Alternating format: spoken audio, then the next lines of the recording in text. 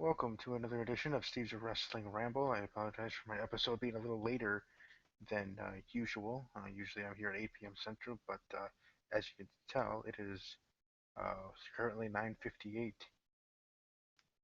now 9:59 p.m. Central Time, around 10 o'clock. Here starting this episode. It shouldn't be too long. Don't want to bore people too much, but as it says in the title, WWE Pay-Per-View Extreme Rules 2016 edition, my predictions. Uh, since I am going a little late or later than usual, I was unable to round up a guest for this great episode. Usually, I try to have at least one guest, whether it's one of the boys that made main event marks, or one of the boys at Talking WWJ, or somebody else from another from their own stuff. And speaking of another stuff, Steve Credo, JB, a host of Another Wrestling Podcast. You can check out all their content at anotherwrestlingpodcast.com. Check out their podcast in various forms, various areas on their YouTube channel. Just search Another Wrestling Podcast on YouTube. Subscribe to their channel. Find them on Podbean, Stitcher, iTunes, I believe as well. They're pretty much anywhere and everywhere that you can listen to a podcast. Every form, every outlet. Check them out. They always have great content, great interviews. One of my favorites um, with former WWE talent is their interview with Jim Ross, good old JR, and then one with a fan, Felicia Rose, who I've had here on this podcast a couple of times. I hope to have her again, um, maybe for Money in the Bank pay-per-view prediction, maybe for a random Raw here between Extreme Rules and Money in the Bank. You never know; she could show up in the next episode where I reviewed 2016 edition of WWE's pay-per-view Extreme Rules. But without further ado, let's get into the episode. First off, a little bit to talk about Raw, I guess. I might as well. It was their go home show. It could have been better. But then again, we always say that. That's something to always say about a WWE show and WWE Raw. The fact that Shane McMahon is there and how things have been different since WrestleMania and now that he's, at least on TV in charge is good. And as I said back then, and I'll say it again now, that being a positive, to the mainstream fans, to the general fans, casual fans, as they're called, and then even for the marks as well, I think it's a good thing, showing that this quote unquote new era. I don't believe in this new era stuff as much as maybe others, but I see where they're going to see why it's there and why it's called that. Um, a lot of people getting a chance, and a lot of other situations going on. I know for the women's division, I would hope for maybe more of a new era there. Maybe with, I know I've heard fans talk about whether it's in various forums or Facebook groups like ours, the Marks for Life group, YouTube or Facebook.com/groups/Pro Wrestling Marks. Again, that's Facebook.com/groups/Pro Wrestling Marks. But whether it's there in other forums, thinking of having a women's Money in the Bank, a women's tag team division. Heck, I've even heard fans wanting and clamoring for women's secondary belts, like how the men have the U.S. title and the Intercontinental Championship, second tier championships. If they have for the men division, why not for the women's division? We always want equality. We want the women's wrestlers to be taken seriously. We want that to um, mean something. At least I know ever since the hashtag Give Divas a Chance came on a while ago, and that trended for a couple of days straight. And I know I did a YouTube video about it back when I didn't do them through Google Hangouts, where I did them actually with me in a excuse me in a camera and taped them. But I did a video there. If you can check it out there, here in the archives of my channel. And I'm sure I said it then, and I'm saying now. We want the women's division, or at that time it was the Divas division. Um, but we want this division to strive. We want this division to be successful. We don't just want this division to be a bathroom break at a pay-per-view because WWE creative could care less about running storylines for the then Divas division, now women's division. But they don't, and they should care more, and it seems like they are caring more. And Stephanie McMahon, I would say, being the catalyst of that change. I really do, more than Vince and more than her husband, Paul Triple H Levesque. I would say even more than those two, because not just because she's a woman, but being that a woman is you and how women's sports are being received more and more in a equal way in other avenues. I know for women's soccer, outgrossing men's soccer in attendance and viewership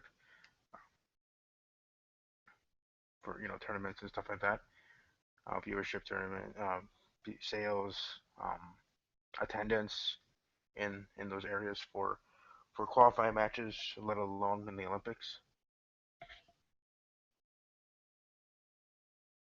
And in other avenues as well. The only one that hasn't really grown as much and maybe hopefully will be women's basketball, the WNBA.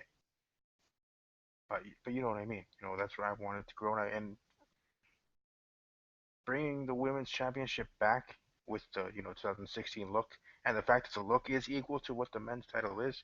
It's a little smaller, yes, but hey, it's still an equal look. And that is a good, I would say, nonverbal way of showing that they care about this women's division. So bringing back the women's title, calling it the women's division, them calling them WWE calling them superstars. They're not just divas. They're not. It's not like they're a separate entity from the men. Everybody now in WWE are superstars, as they always should have been, and now always will be. But now beyond that, we gotta do a little bit more. On Raw, we had the final segment, the main event segment of a go home show to a pay per view, being the women's title match contract signing. Now the next step is having a women's match, for sure being main event, but that's also has happened in the past and hopefully can continue to happen in the future. Then, at some point, at a WWE pay per view, a women's title match could be the main event at a WWE pay per view. Any WWE pay per view. Um,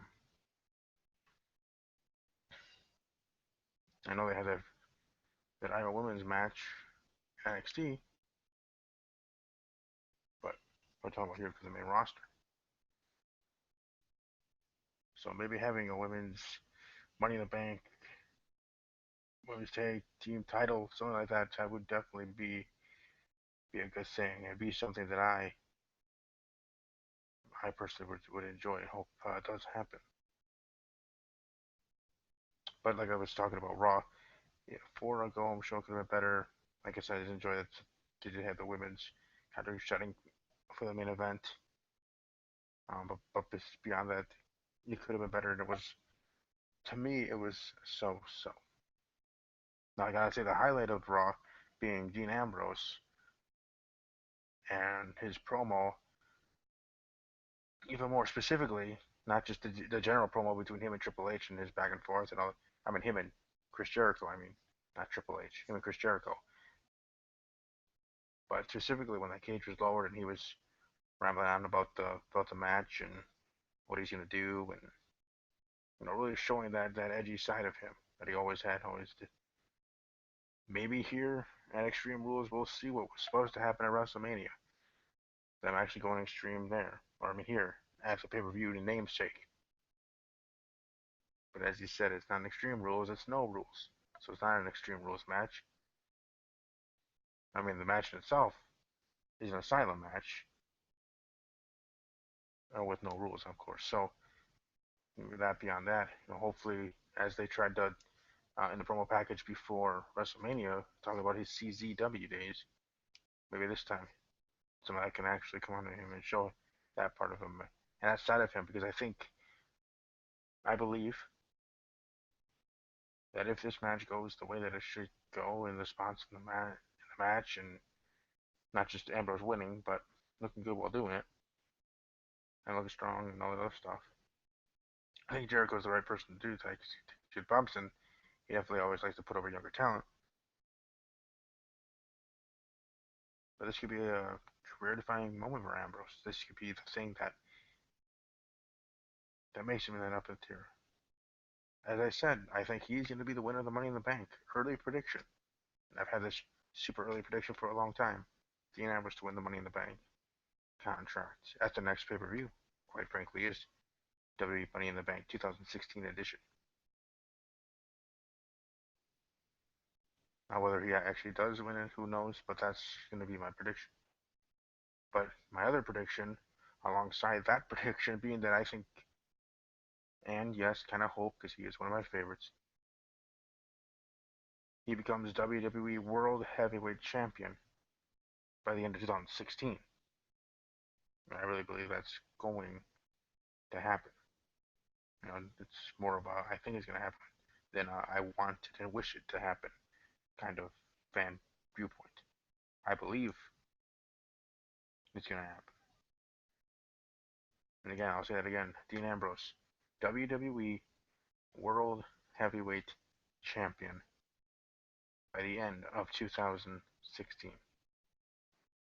I don't care if it is on the last Raw of 2016, that technically makes it within the window. But at some point between WWE Extreme Rules, which he doesn't have a title match, but I'm just saying, WWE Extreme Rules to the final Raw of 2016, Dean Ambrose will win the WWE World Heavyweight Championship. That's my other prediction. So I do have two predictions of just for Dean Ambrose for 2016 that I'm sure he would like to hear and be 100% for. But we'll see if either come true. Now let's get to the predictions for 2016 edition of Extreme Rules. First off, in the pre-show match, or at least what's dubbed the pre-show match right now, Dolph Ziggler versus Baron Corbin, no disqualification match. I'm gonna go with Baron Corbin. I guess as it seems like he's still not facing anybody else but Dolph at all. Let alone, I mean, in a feud, but in a match, period. It's not a terrible thing. It's an interesting thing.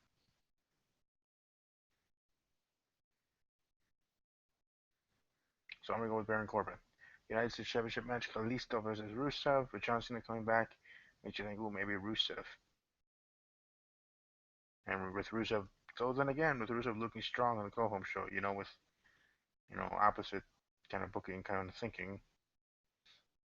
But you know what? I'm gonna go with Kalisto to successfully defend his United States Championship.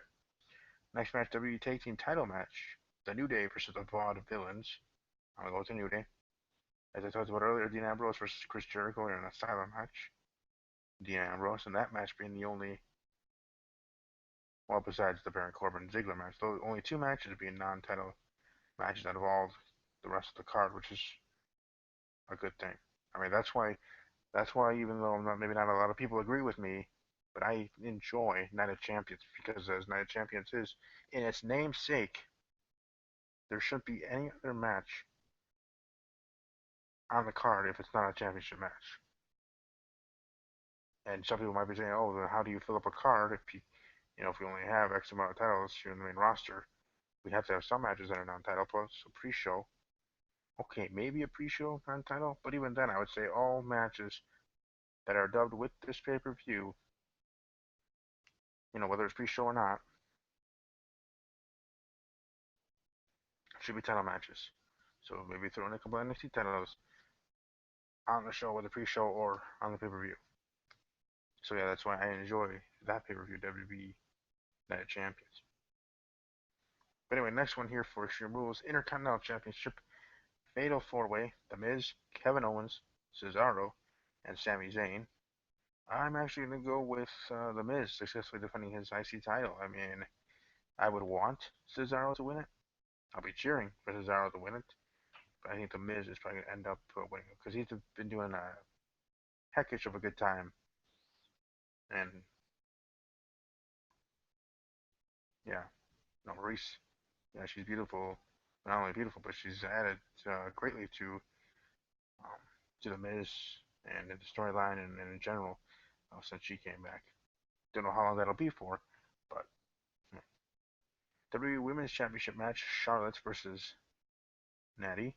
In a submission match, Ric Flair is banned from ringside. Also, stipulation added beyond that to having to do with Ric Flair. If Ric Flair comes out to the ring at all, even just struts out there to stand out there on the stage, Shane McMahon will come out and strip Charlotte of the Women's Championship. And yes, strip Charlotte of the women's championship. That would be a interesting way of losing this title. I've been thinking since that stipulation was handed down last night by Shane McMahon. What's really WWE's plan here? Are they really actually going to go that route? You don't bring something up just for it not to happen, because Michael Cole likes to point out stuff like that, or JBL, any of them. I mean, it is what it is. So could that be the way Natty wins the title and wins it for a very short time, and then you have this blow up between Charlotte and her father happen there right at Extreme Rules? Charlotte being pissed at her father. You're like, why are you out here? You knew what was gonna happen if you came out here, kind of thing. And then maybe open Raw with that, or close Raw with that on the next episode, the Raw after Extreme Rules. And as a fan of Natty, and wanting her to be a women's champion and all of this stuff, that would be nice. I really could see that happening. I would not be surprised if that does happen, but I don't think anybody's losing a title at this pay-per-view. I mean, with Charlotte successfully defending the women's championship. And then also Extreme Rules match, WWE World Heavyweight Championship on the line. Roman Reigns versus AJ Styles. I got Roman Reigns winning and winning clean.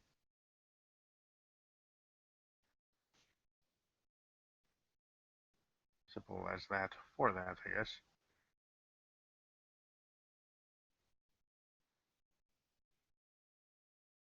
But yeah, those are my predictions and thoughts for the 2016 edition of WWE Extreme Rules. Thanks for all that have watched live, and those that will be watching later on. Leave a like, thumbs up, share, and subscribe if you're not subscribed. As always, take care. Have a great weekend. Enjoy WWE Extreme Rules if you plan to watch. Enjoy NBA basketball playoffs if you plan to watch that. And I'll be back here next week to give my thoughts and review of the pay-per-view Extreme Rules. And as always, take care.